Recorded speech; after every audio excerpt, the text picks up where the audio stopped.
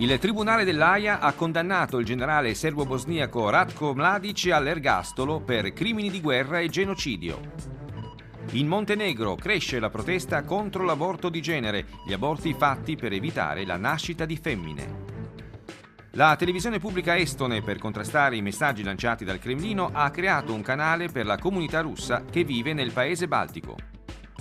L'opera del regista Andrei Konchalovsky, tra la propaganda dei potenti e la genialità dell'arte. La storia di un anziano musicista che nella pianura danubiana della Serbia si costruisce da solo i propri violini. Tra delocalizzazione e sviluppo economico, Confindustria ha avviato una propria sezione anche in Albania.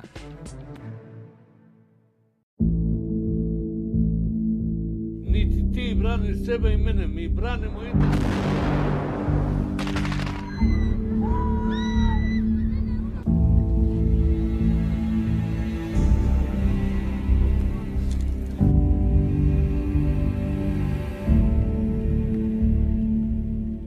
Il generale Ratko Mladic è stato condannato all'ergastolo dal Tribunale Penale Internazionale dell'Aia per i crimini nella ex Jugoslavia. Per la Corte, l'ex comandante dell'esercito serbo-bosniaco è colpevole di genocidio e crimini di guerra e contro l'umanità perpetrati durante la guerra in Bosnia, soprattutto contro i civili di Sarajevo e per il massacro a Srebrenica, quando furono uccisi più di 8.000 musulmani. La giornalista Asa Nukrefendic spiega cosa è stato Ratko Mladic per gli abitanti di Sarajevo e della Bosnia.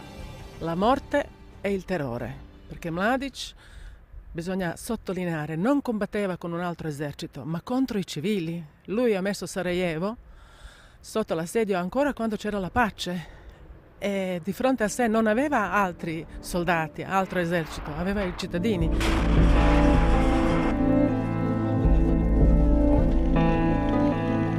L'ergastolo contro Ratko Mladic è una delle ultime sentenze emesse dal Tribunale internazionale per i crimini commessi durante il conflitto nella ex Jugoslavia. La Corte tra breve sarà chiusa e le sue competenze demandate ai tribunali degli stati dove i crimini sono stati commessi. Sara Tonolo, che insegna diritto internazionale ed è la direttrice del Dipartimento di Scienze Politiche dell'Università di Trieste, sottolinea il ruolo positivo svolto dal Tribunale internazionale. La definizione dei crimini internazionali, il fatto che in moltissime sentenze il Tribunale ha dato dei dati pratici per individuare i crimini di pulizia etnica, genocidio e così via.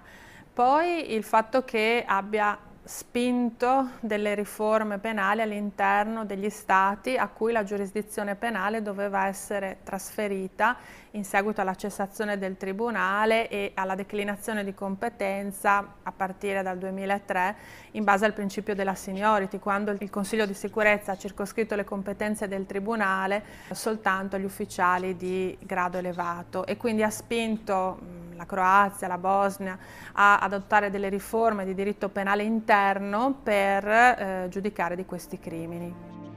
In che cosa è invece mancato il Tribunale? La lentezza nei processi, l'elevato costo per lo svolgimento degli stessi e il fatto che trattandosi di un tribunale internazionale che ha sede in un luogo lontano da quello in cui si sono svolti i crimini, chiaramente è difficile reperire le prove, molto costoso e soprattutto l'aspetto negativo che è un tribunale basato sulla collaborazione degli Stati, per cui gli Stati si sono rivelati molto poco collaborativi. Il tribunale è stato presieduto anche da due giuristi italiani, il compianto Antonio Cassese e Fausto Pocar. Ambedue sostenevano che il tribunale avrebbe consentito di punire gli individui, i singoli colpevoli dei crimini e di evitare che la responsabilità fosse imputata a interi popoli, favorendo così la riconciliazione. La responsabilità penale è sempre individuale, ma nel caso specifico si è aggirato il principio dell'immunità degli organi degli Stati, dei capi di Stato, in presenza di gravi crimini, quindi questo è un dato fondamentale che è stato evidenziato sicuramente. Ma chi ha subito la guerra, chi ha subito i crimini di Mladic potrà anche perdonare? Difficile. Anche la sentenza del Tribunale di Haia non è una giustizia, ma è una condanna. Cosa sarebbe la giustizia per una madre che ha perso i figli, per una bambina che è stata colpita nel grembo della mamma, per una famiglia che è rimasta senza la casa, per un paese che è 2/3 distrutto. Non c'è perdono.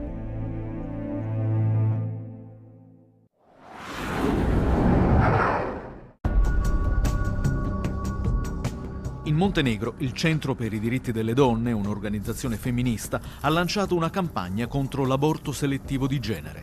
Neželjena, indesiderata, questo lo slogan della campagna iniziata nella capitale montenegrina Podgorica con una manifestazione pubblica. In un parco è stato posto un altare in ricordo di una bambina mai nata perché i suoi genitori volevano un maschio. La città è stata tappezzata di manifestini rosa listati a lutto, con scritta la parola d'ordine indesiderata e l'invito a creare una società dove essere donna non è uno svantaggio.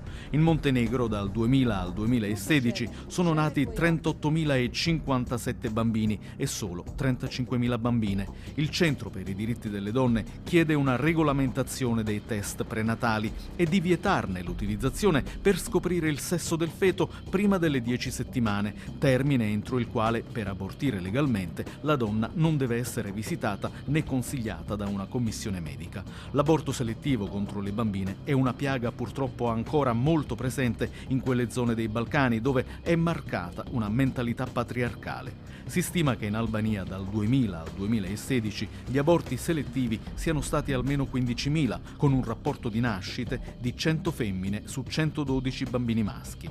In Bosnia, nello stesso periodo, gli aborti selettivi evidenziati sarebbero stati 2.700, almeno 2.140 in Serbia, addirittura 7.500 in Kosovo. Nelle statistiche non sono compresi gli aborti illegali, un fenomeno che nell'Europa sudorientale, con la crisi economica e il conseguente degrado della sanità pubblica, è in drammatica espansione.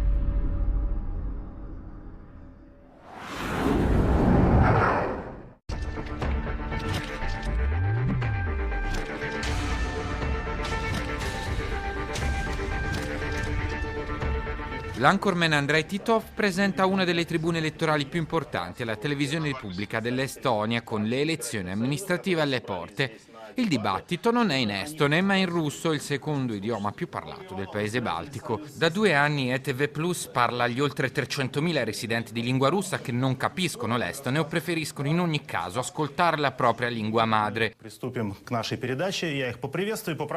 L'accelerazione che ha portato all'apertura del canale è stata impressa dagli eventi del 2014 con l'annessione russa della Crimea e la guerra nell'Ucraina orientale. Gli oltre 300.000 russofoni residenti in Estonia infatti avevano poche alternative come principale fonte di informazione alla versione baltica di Rassi-Adin, il primo canale della televisione pubblica russa sotto il controllo del Cremlino, accusata dagli oppositori del presidente Vladimir Putin di essere uno strumento di propaganda. A Tallinn lavora una piccola redazione di cui fa parte Mikhail Malkin, che ricorda come all'inizio non sia stato semplice. Anche prima che iniziassimo a lavorare, quando si sapeva che questa TV sarebbe partita, molti russi che vivono qui erano sicuri che saremmo stati antirussi, che avremmo fatto propaganda antirussa. E chi non ha visto i nostri programmi è ancora sicuro di ciò. Quelli che provano a guardarci possono capire che non seguiamo questo schema, non partecipiamo alla guerra dell'informazione. Come servizio pubblico proviamo a raccontare per quanto possibile le notizie che ci riguardano. Purtroppo molti russofoni non sanno quello che succede qui in Estonia. Sono più informati sulla Russia perché sono abituati a guardare la televisione russa.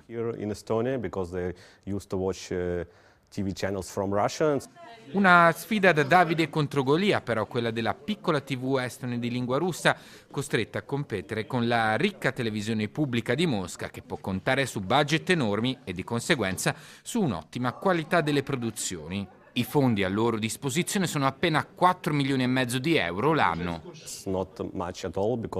Non è molto perché la maggior parte di questi è destinata all'acquisto di documentari, serie TV o film o per la produzione.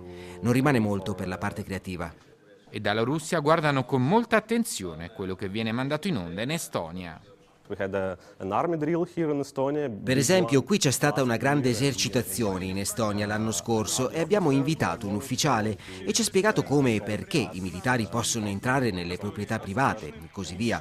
Un canale russo ha preso un pezzetto di quella intervista per dire: guardate che cosa succede in Estonia. L'idea di creare una TV in lingua russa nel paese baltico risaliva ai primi anni 90 ed è stata posticipata diverse volte, anche perché alcuni estoni più conservatori non accettano di buon grado un bilinguismo di fatto nel paese, nonostante i russi rappresentino circa un quarto della popolazione. Una parte consistente di russofoni che vivono soprattutto nell'est, al di qua del fiume che li divide dalla madrepatria, non conosce o non ha intenzione di imparare la lingua più parlata a Tallinn e dintorni, anche se le cose con le nuove generazioni stanno pian piano cambiando.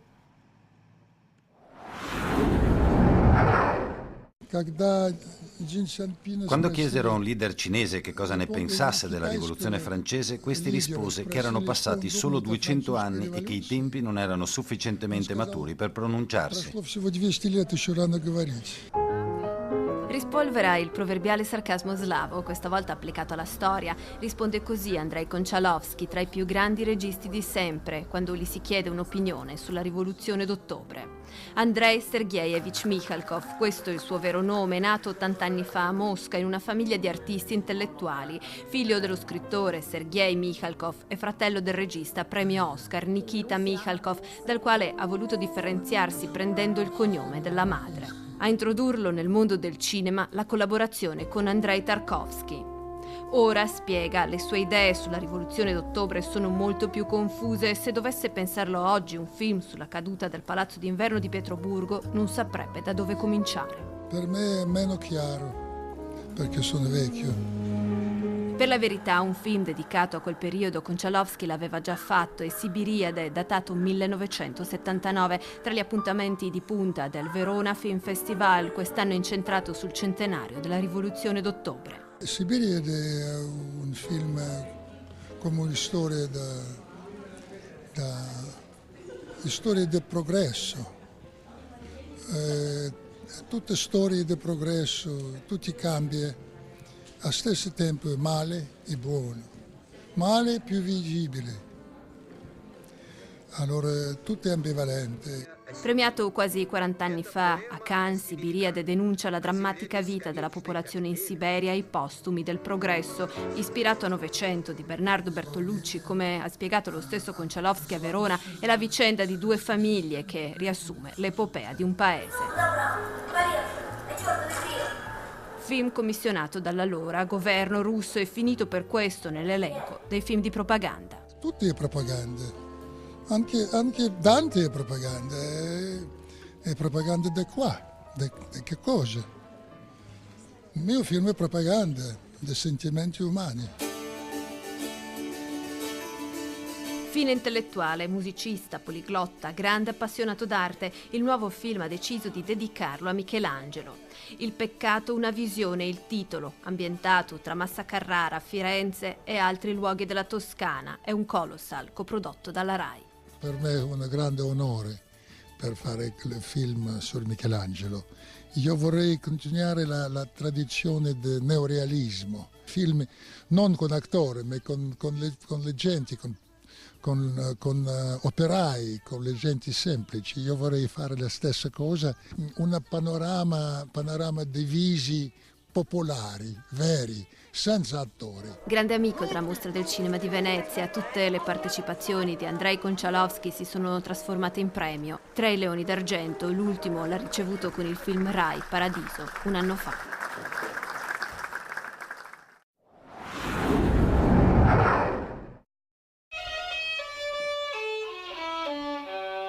Jan Nencek ha fatto conoscere Kovačica nel mondo. Ogni anno migliaia d'amanti della musica arrivano in questo paese della Vojvodina, a 50 chilometri a nord di Belgrado, per osservare il lavoro del maestro Nencek. Con pazienza, senza fretta, a casa sua, Nencek, insegnante di musica in pensione, da decenni costruisce violini. È uno dei più famosi liutai della Serbia. La costruzione degli strumenti è una tradizione della nostra famiglia, anche se non è una tradizione antichissima. Ha iniziato mio padre con i suoi fratelli, tutti avevano talento per la musica. Negli anni 40 e 50 però, subito dopo la seconda guerra mondiale, non c'erano soldi da spendere per i violini. Fecero di necessità virtù e iniziarono a costruire da soli violini, violoncelli e chitarre. Già da bambino avevo provato tutti gli strumenti e iniziato a suonare ai matrimoni e alle feste. Jan si è diplomato al Conservatorio di Belgrado, così come suo figlio e ora suo nipote. Per anni è stato maestro di musica nella scuola di Kovačica. Una volta in pensione si è dedicato alla sua passione, la liuteria. Mi piace andare nella foresta e scegliermi da solo il legno per capire quale risonanza avrà.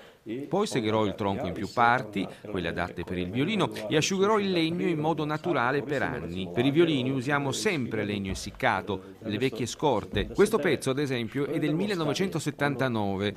Più vecchio il legno, meno pesa. Per questo motivo gli intenditori riconoscono gli strumenti antichi.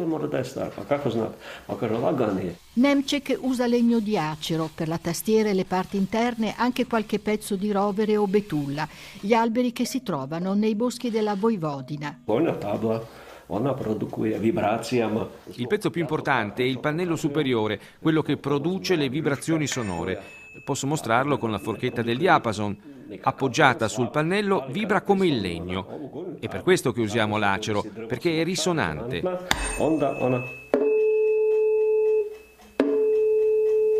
Il maestro è orgoglioso di aver insegnato l'arte del liutaio anche ad altri musicisti.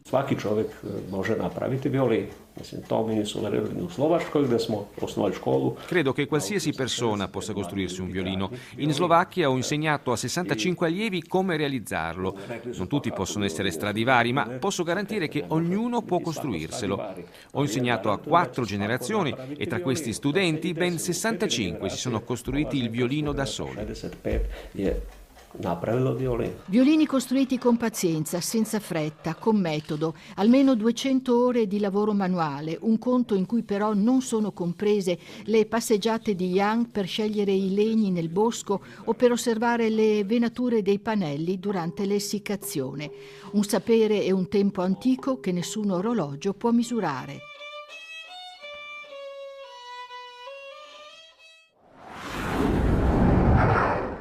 Un costo del lavoro che è veramente minimo, le opportunità sono quelle di carattere fiscale. Soprattutto per i numeri su cui viaggia, sta viaggiando veramente a doppia cifra. Per quanto ci riguarda è anche una prospettiva, una porta aperta per l'area Balcani.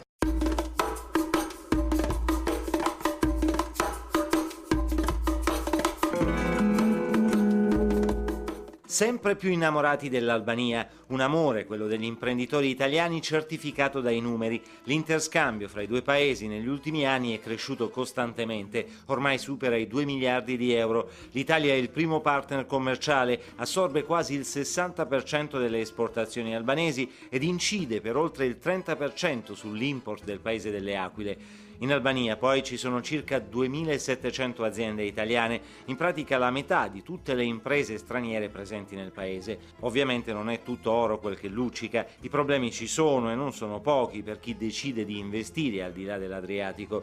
Ed è per questo, per aiutare gli investitori italiani, che l'anno scorso è nata Confindustria Albania, l'associazione degli industriali italiani con sede a Tirana. Formata da un nucleo iniziale di una ventina di aziende, Confindustria Albania ha raggiunto quota 80 iscritti e punta ad arrivare a 150 entro il 2018. Il presidente è un imprenditore farmaceutico pugliese. Il fatto che fra gli associati ci siano anche una quindicina di albanesi, dice, è la dimostrazione che la rete di aziende creata pochi mesi fa sta avendo successo. Questo proprio a testimonianza del fatto che offriamo dei servizi estremamente validi di consulenza e di supporto alle aziende che vogliono crescere in maniera sana, in maniera corretta in un mercato così importante come può essere quello dell'Albania. Quali i principali problemi che affrontano gli investitori italiani e come risolverli? Per fare il punto, gli industriali si sono ritrovati in un noto albergo che si affaccia su piazza Skanderberg, il cuore di Tirana. In qualche modo incertezza normativa, il fatto che i servizi in generale non siano così efficienti può creare qualche ostacolo. Legislazione fiscale incerta, infrastrutture stradali e distribuzione dell'energia non eccezionali. E poi il problema dei problemi, che peraltro gli italiani conoscono bene, la burocrazia. Qui è abbastanza più complessa, ma ecco, fa parte un po' anche per mie esperienze, di un paese che è ancora forse in fase di maturazione e credo che nei prossimi anni, siamo fiduciosi, le cose migliorino. per esempio nei permessi, per esempio nelle leggi che non sono sempre chiarissime, ma insomma noi in Italia abbiamo problemi analoghi e forse possiamo dargli una mano per trovare le soluzioni, perché conosciamo molto bene queste problematiche. Sappiamo cosa fare e come farlo, del resto è per le nostre competenze se l'amore degli italiani per l'Albania è corrisposto. Senza ombra di dubbio abbiamo l'eccellenza del know-how, il Made in Italy è un brand a tutti gli effetti riconosciuto nel mondo, noi abbiamo l'eccellenza della capacità di lavorare, della scelta delle materie prime, dell'organizzazione, le capacità professionali che qui ancora un po' mancano.